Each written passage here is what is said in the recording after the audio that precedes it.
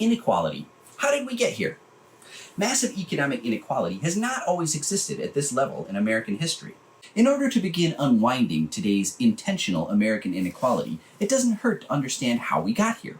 Today's gross inequality seems so unfair and wrong, but there was actually a logic to it in the beginning. Let's try to put the initial turn to inequality into some historical context. At the end of World War II, the United States was in a unique position. Economic competitors like Japan, Germany, the UK, and the Soviet Union were completely devastated by the war. Their factories had been destroyed, their populations decimated. Meanwhile, the United States was at peak output. American factories never got bombed. While the US sustained hundreds of thousands of combat losses, millions of Americans were ready and able to go back to work after the war. Massive government spending before and during the war paid off big time, with a huge economic expansion domestically. With other nations in a post-war rebuilding phase and little to no international competition, America became the world's largest manufacturer and exporter. In 1960, US GDP made up 40% of the world economy. Sadly, this level of growth and prosperity was unsustainable. The US had benefited from a historical fluke. It would be impossible to replicate these circumstances again. Eventually, our international competitors built new factories and experienced boom times of their own. Our own golden age of capitalism was matched by economic miracles in Japan, UK, and the Soviet Union. France had its Trente Glorieuses. West Germany and Austria had their Wirtschaftswunder. US post-war industrial domination had to end at some point, and so it did in the early 1970s. A combination of factors all hit at around the same time, seriously knocking the wind out of America's long post-war economic boom. The collapse of the Bretton Woods monetary system in 1971 and the OPEC oil embargo in 1973 led to a stock market crash and recession. The US went through a period of high inflation and high unemployment, two things that were never supposed to happen at the same time. Simultaneously, international competitors in Europe and Japan were coming back online. It was a real crisis period for the US. This created intense pressure to develop new policy and political responses to staunch the economic bleeding. It was supposed that after close to 40 years of New Deal-influenced policies of economic redistribution, it was time to reverse course and bring back the old belief that reducing tax burdens on capital owners would stimulate economic growth. And so supply-side theory was born. Because the rich play a much larger role in saving and investing, the idea goes, they should have their taxes cut as much as possible. That way, they will use more of their money saving and investing in new projects that will power American economic growth. Liberating business from government regulations would further stimulate private investment, which would then increase productivity, creating more jobs and income for everybody. Economic growth was the primary goal. It was thought that if the U.S. could goose growth rates as high or higher than they were during the immediate post-war period, that would right the ship. As economist Richard Wolff describes, this is orthodox capitalist theory at its most essential.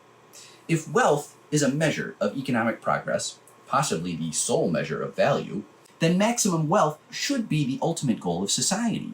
This means that economic progress is the equivalent to human progress. Embedded within this idea is the assumption that the biggest financial returns are the most beneficial to society as a whole. The capitalist system implies that profits are the most important thing in the world because maximum profits provide maximum social benefit for everyone. With exploding profits on Wall Street and record stock prices in the last decade, does that ring true to you?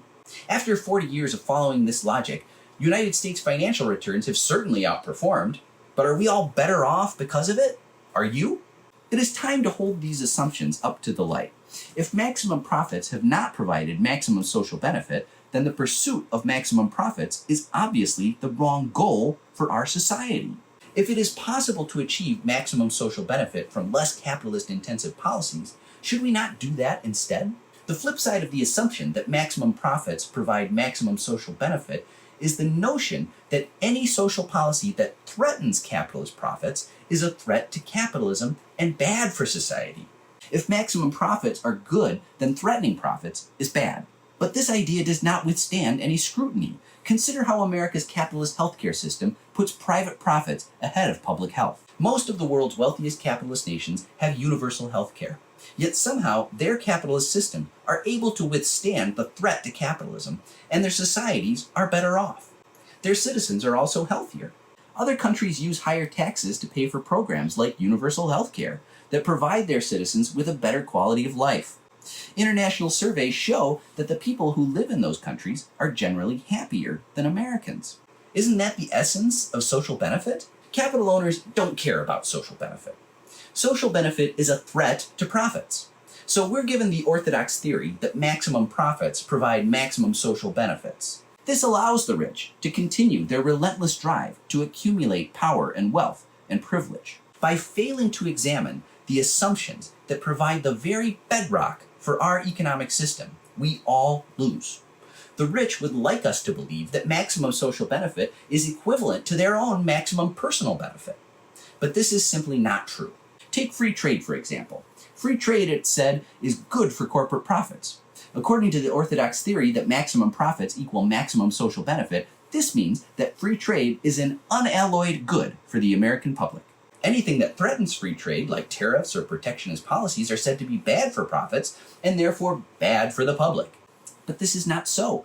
Free trade has contributed to long-term deindustrialization in the U.S., which has helped erode wages and the overall number of American jobs. These things have been bad for the American public. It is clear to me that what is good for profits is not necessarily good for the public. We all know that inherently. Very often you'll hear socialism criticized for the way it redistributes wealth. We hear that taxation is theft because it takes money from the rich and gives it to the poor. What we have in capitalism is an economic system that also redistributes wealth. It just goes in the opposite direction. The wealth created by our hard work, all those hours we put in on the job, gets redistributed upward to the rich, to top executives and the wealthy shareholders of corporate stock. I don't see how you can say one is unfair, sharing the wealth across society, and the other is righteous, siphoning wealth to the richest people on earth. We don't have to accept this. There's nothing that says we must keep our society with its disgusting tendency to redistribute wealth to the rich. Nothing says we have to keep it this way. If we organize politically, we can change this. Voting blue won't do it. Please consider giving me a like, follow, favorite, comment, and subscribe to my free Substack.